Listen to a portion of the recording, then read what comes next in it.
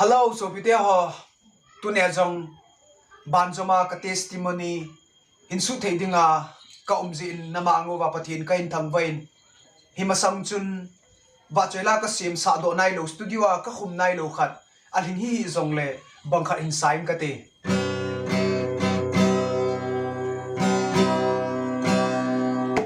he na nei lo mi mo kahi baka chi na thip na kin ka nei lo ka lei hin kho ha sam na in ei bom zong le ha chung nung in nei yung pi zing ha gao thing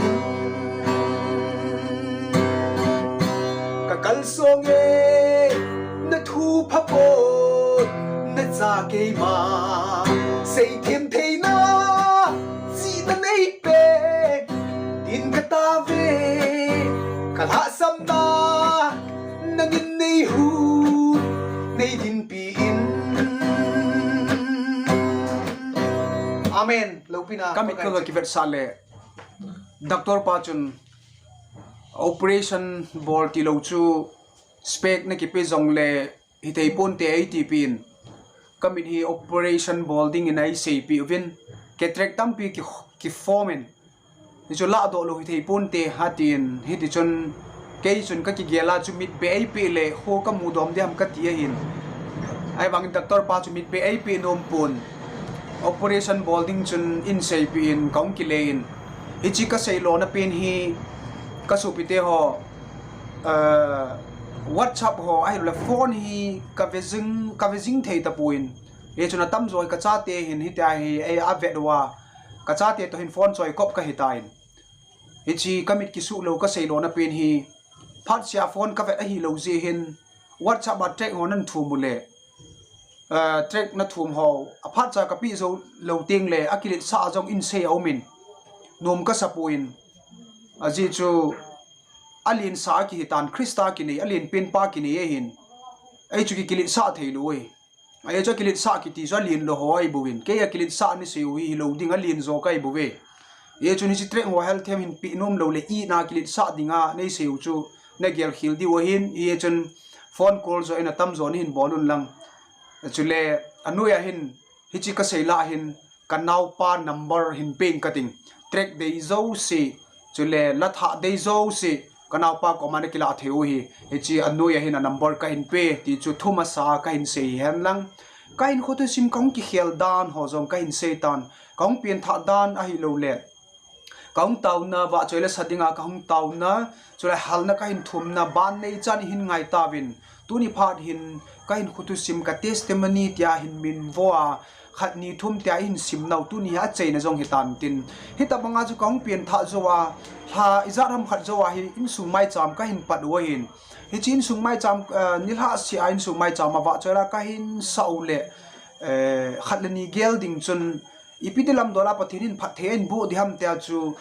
mi ei ve jong ding ka ta senin aji chu nilha si apa kai pathin to hum ki howa hita banga hin kho ka hin mana kin jong kanung thim pum pia hita banga chu pakai kin ka bolding hi ka hin tia a hi lo le wa choila ti lo ka sa lo ding hi tia lung thim pum pia pakai ka hum ki pi ei phat chun hita banga chu maban ko chu kin ipi ka mu ding ipi ka tu ding ka sei thiloi wanga pakai ki pi la na chu hin kho ka hin man jinga hi talonin kum pha bek pi hum chi zo hin hita bang hin gin cha pha lo helin ta sa dam mona he kai tuin ta sa dam mona ki ti jong le zanila vel jong chun la sa ka ga chin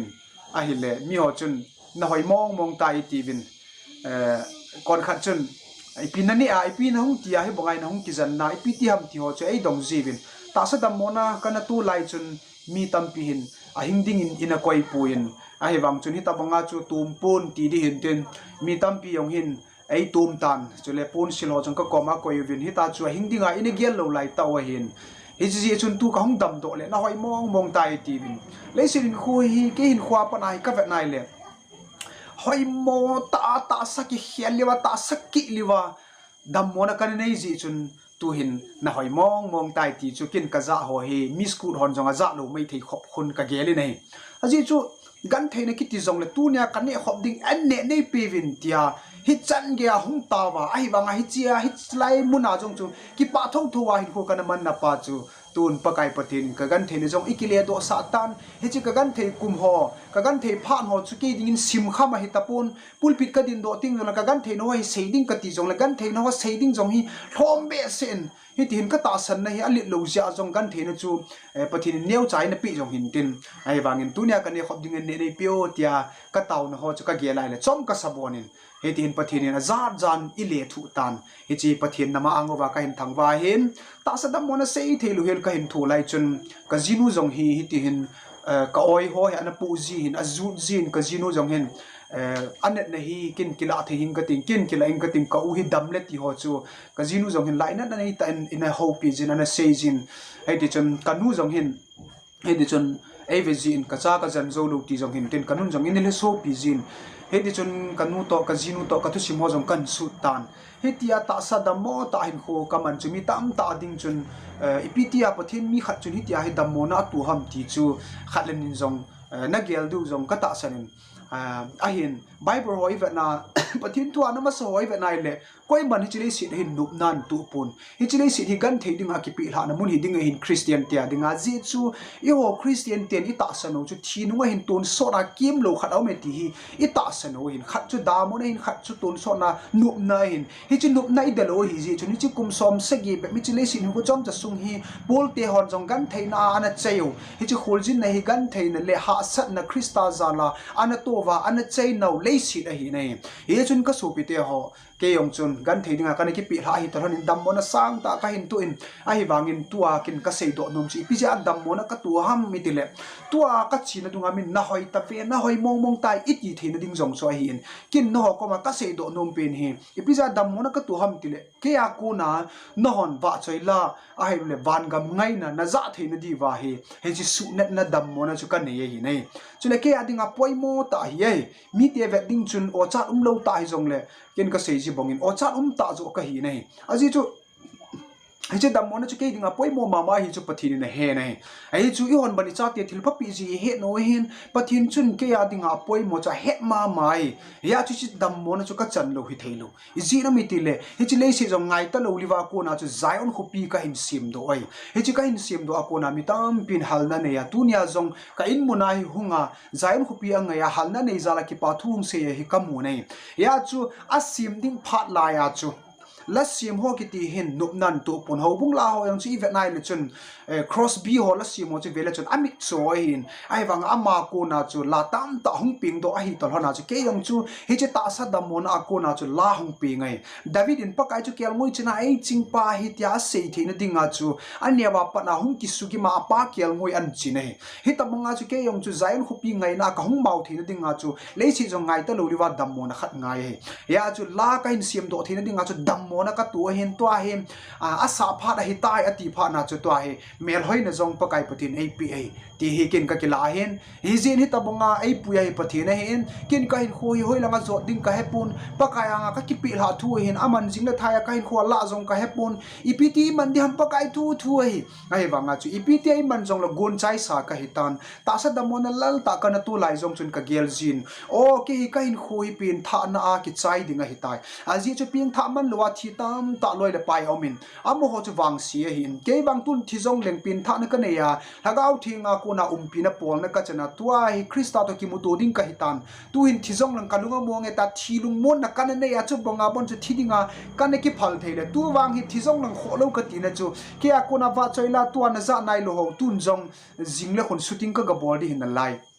la kisai la khat hin sange zion khupi kiti ho hi tabonga lungmina kamu sanga nom jading ti ho hi lei si ri ki chai ta jong le ke ya ko na thusim hi ki chai ta lo ding hin pathin in phathe bu in tu bang chu thina ka ki cha lo dan chu tu in pakai ka pa ko ma jong lang ke ya dinga to man sanga chi ding ka hitam e chun ka so pi ti ho hin kho ki ti hi dam lai sunga hi ipiham na bol ipiham na kinep na chu tun sot gam hi di hinam thinunga bang kim lo ba he tabonga ikinep na umahi e chun ka so pi ti ho ta sa damona ka chan pa jong hi pathin phathei bu na hi ji chu la ka hin sim do na ding jong a hin tu hin maba na jong hin ahung nom na mu vai le tu hi september hin october tarik som ni ting chule iliza prison prayer mau na tau na mula hita banga chu kem thupi ta ki gong a hi in hita bangin tau na ta zara ki gong hi chi kem a hin hung pam chi un lang mot bung lang a hin a khumun chat ka he puin ye chun hita bang ho jong pathin zala morning devotion a phat la ding ho ai lu le ba chele sa ding ho jong hung ko vin tu nya mun ka chan na pathin thua chan ka nei thina pathin thua mun ka nei thine jong hi chi ka dam mo ji akun hi ai tu nya nangin ningai lu na le nangin nei kho sa na nangin nei ngai lu na ni lung si na ka thu se nei ngai pi na ka ba chele sa nei ngai pi na he hi ta bonga dam mo na sang ta chu ka tu lo hi na nangin ni ngai sang na hi la sam mai the ya chu pa kai pa the ni chu he them ja chu ji dam mo na hi ai pi hi nei pa kai nung zui ki ti hi ho hin lei si na hin nop sa na jing ilhan pa no hin Christian khu khat yang chu nom dem ti hi ho ni ta san no hin I ho ta san hi a hi the ipun pa kai pa wang chun iji piu hin kho chu nop na jing hi lo wei e chun gan theina adinga ki pi hla na itabang hi jong le Krista zala hi chi apalo nisa ka bol jong chu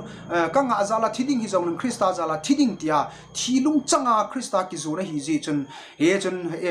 ta san cha ti taw ni diwa pathini da la pi chu tu nya kane khop ding ne nei pe vin ti hi talhana hang san ta Krista dinga pan na chi a gan thene itabong la hi jong le do ding in kanam mi te ho Krista zalin Krista minin ka hin ti mu vi ne hi chi ke adinga ka hin khotu sima a chaina ka hin su na jong hin ten aman ka se ke yong le chun he nge kitil kho na thei ding le pathin thua dinga ka tu ho tam ta ka sei seng lo au min ka sei zo lo dinga hin tu ni pha na jong hi ho jong cha ban ananga ajingun lang a hin tu ni adinga testimony 1 2 3 4 ta ka hin min vo ne tu ni a a chaina hi dinga hi tan ka ki pa hi chan ge ya ka thu sim jong hin su thei dinga pathin in dam hin kho phat phai pe na lai ho na ma angwa ki pa thu ka sen tu ni ka hin kho chom cha ka thu sim ka sei na a hin pathin in bon cha wa ding lagaw la makal sang se be theina divin a verin phat thei bu pi ke taw han ka ki pa